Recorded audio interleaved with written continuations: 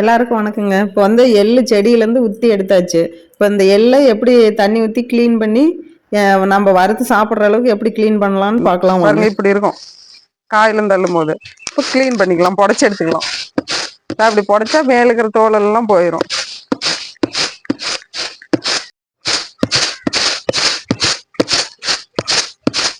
பாருங்க இந்த அளவுக்கு புடச்சி எடுத்தாச்சு. சூப்பரா புடச்சி எடுத்தாச்சு. இப்போ தண்ணியில கொட்டி அரிச்சு எடுத்துக்கலாம். கீழெல்லாம் பாருங்க துப்பிய சூப்பரா புடச்சி எடுத்தாச்சு. இப்போ தண்ணியில கொட்டி கல் இல்லாம அரிச்சு எடுத்துக்கணும்.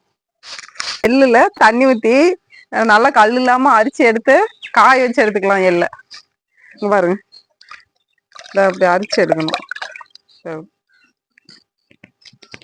இப்படி அரிச்சாவே அடியில கல்லு நின்னுக்கும், மேல எள்ளு வந்துடும்.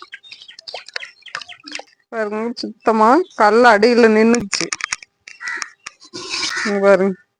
இதெல்லாம் கல்லு இப்படி அரிச்சு எடுத்தா கல்லு மட்டும் அடியில இருந்துச்சு. இப்போ எள்ளு வந்து தண்ணி வடிஞ்ச பின்னாடி இப்படி உரல்ல போட்டு ஒரு 5 நிமிஷம் இப்படி குத்தி எடுத்துக்கணும்.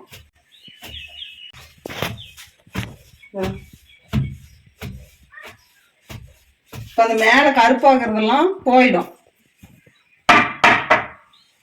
இப்போ எடுத்துக்கலாம்.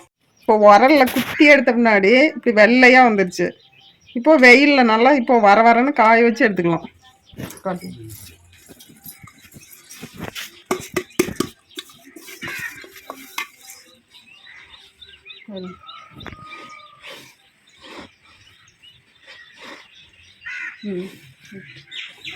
இப்போ நல்லா காய வச்சு எடுத்துக்கணும்.